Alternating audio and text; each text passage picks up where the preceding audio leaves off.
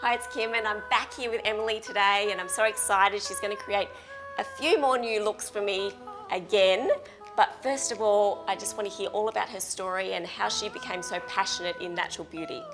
When I looked into the mainstream beauty industry, I found that it's an unregulated industry, so it comes under the FDA in the States, the TGA in Australia and NICNAS in Australia as well. And what these governing bodies basically state is that brands are allowed to self-regulate. They're allowed to put whatever ingredient they want in a product. They're allowed to say whatever they want about that product. And unfortunately we have... Wow. Yeah, and a lot of huge. people don't realise this. Yeah. Unfortunately we have reached a point where a lot of mainstream conventional brands are using ingredients that have proven to be carcinogenic, they're proven to be neurotoxic, and they're proven to be disrupting our endocrine system. So my passion really spurred from then, and that's when I started Depths of Beauty to help people transition to gorgeous natural organic products that aren't harmful for our skin. So, I mean, at the end of the day, our skin, it's our largest organ, Kim. Exactly. It's our largest organ. And between 60 to 90% of any ingredient we put onto it ends up straight in our bloodstream. When we're eating food, at least it has a chance to detoxify somewhat through our digestive system, whereas anything straight onto our skin ends up in our bloodstream. It is absorbed. All we have to do is think about, nicotine patches or hormone creams. How does that get into your system? It sits on your skin. And this is something that we have to start thinking about with personal care products, with skincare and with beauty. Yeah. So that's really where my passion, sort of like the fire in my belly, was like, oh my goodness, people need to have an understanding of just how unfortunately toxic a lot of the conventional products are. Yeah. But they also need to understand that we now have beautiful brands like World Organics that's certified organic. They're made with natural organic ingredients that are nourishing for the skin. They're made in eco-friendly ways and they're not tested on animals. Yes. And the last point as well, which is one of the most important, is that they perform. Exactly. They perform the same. I'm excited to do a bit of a contouring look on you now, just to prove to everyone that we can be creating the same makeup looks that we do with mainstream conventional makeup, with products that are nourishing a lot better for our health, a lot better for the planet, and preventing animal cruelty. There's just, there's no reason not to be using them, in my opinion. So great, I can't wait. Let's get to it. So we've already done the skin prep. I've just finished applying the foundation all over the face as well. If you guys do want some tips on where to apply the foundation, how to blend it in, you can find some of our previous videos because we did go through that. Just made sure that it's really evened out the skin tone. It's acting basically as a moisturizer as well because of the really beautiful ingredients. Like there's pomegranate, there's calendula, so really hydrating for the skin. I'm also adding a little bit of highlighter. So highlighting helps to lift and it's the opposite of contouring. And that's the Luminizer is the highlighter, is that right? Exactly. So a Luminizer acts the same as a highlighter. It can be called Luminizer or a highlighter. So I'm just adding this on the cheekbones. It works really well, especially when you're contouring, because they're the opposites. Contouring shadows and shades and highlighting lifts. So the area that I'm going to contour on you and that I would contour on most people is underneath the cheekbone. Now you don't want to do it any thicker than a finger width. So I'm just going to get some of this product here. So it can be used as a concealer if you do have darker skin tone, or it can be used as contouring.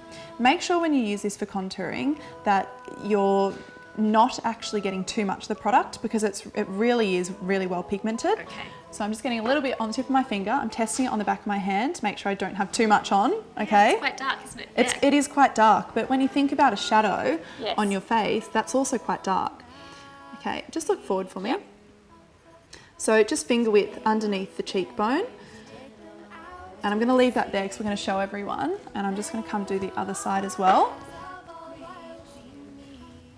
Now, Kim, do you know the shape of your face? No. What do you think you might be? Maybe just round? Round? I Yeah. know that's obvious, but I don't think it's oval, but I think it'd be round. Yeah, it's more on the round side. It is a little bit square as well, just with your jawline and the top of your forehead too. So because of that, we can actually, just look forward for me, we can actually pop a little bit of the contouring just down on the jaw here. And then I will come in and blend it. So as everyone can see, you can quite clearly see the darkness on the face, which is good because we need to know what we're going to blend. Okay, I'm now coming in with clean finger And I could come in with a foundation brush as well, and I'm going to blend this up. Yes, we always want to blend up when we're contouring underneath the cheekbone because we don't want to appear too hollow too far down. We want to lift. It's all about the lifting, right? I like that. Yeah. I'm also going to get a foundation brush and blend over this too. Because the foundation brush will have a little bit of the foundation still on there, it will help it to look a lot more natural and sink into the skin. Okay.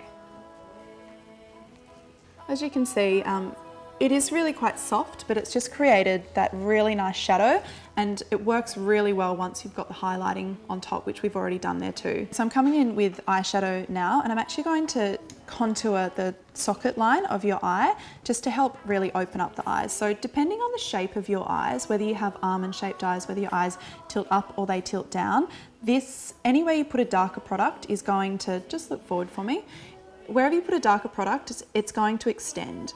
So that's why a lot of the time we want to focus on putting a dark shadow towards the end of the eyes, or when you're doing like a cat eyeliner, that's why we want to extend it out, because we want to create a really beautiful almond shaped eye. When you put a dark product too close towards the center of the eye, what it does is it actually pulls the eye together, and we don't necessarily, most people don't need to pull their eyes any closer together. It's more about extending and creating that gorgeous almond shape. So see how I'm dabbing on there? Yes. Beautiful. And I'll come around the other side. Do that over here too. So just stay open, looking directly forward. And it just creates the illusion that the socket is a little bit higher still. This also works well for those with slightly hooded eyes. And if you just close for me for a second, as everyone can see, I've just done this on the socket line. So I'm really just blending that into the socket on the outer corners to help extend and open the eyes, and to push that lid up a little bit as well. So just open again. Yeah, beautiful. So when it comes to lips, I don't really have a top lip at all. Is there any trick or tip that you can use to make me have a top lip? Well, interestingly enough, you did mention before that you like using lip gloss, right? So the thing with a lip gloss is it normally has a bit of light reflect in it, and it has that bit of shimmer. So it acts a bit like a highlighter or a luminizer, as we use on the cheekbones. And what that does is it helps to plump up the lips. And you do have a top lip, by the way, so but we can definitely accentuate it by using a gloss that has that little bit of shimmer in there. Now just open a bit more for me. Yeah, beautiful. And using this gloss as well, it's also acting like a moisturizer too, because of the beautiful natural organic ingredients in here. It's like a lip balm and a slight tint on the lips, as well as the highlight that's going to help plump. Beautiful. Gorgeous. That's a beautiful colour for you. That's Barefoot.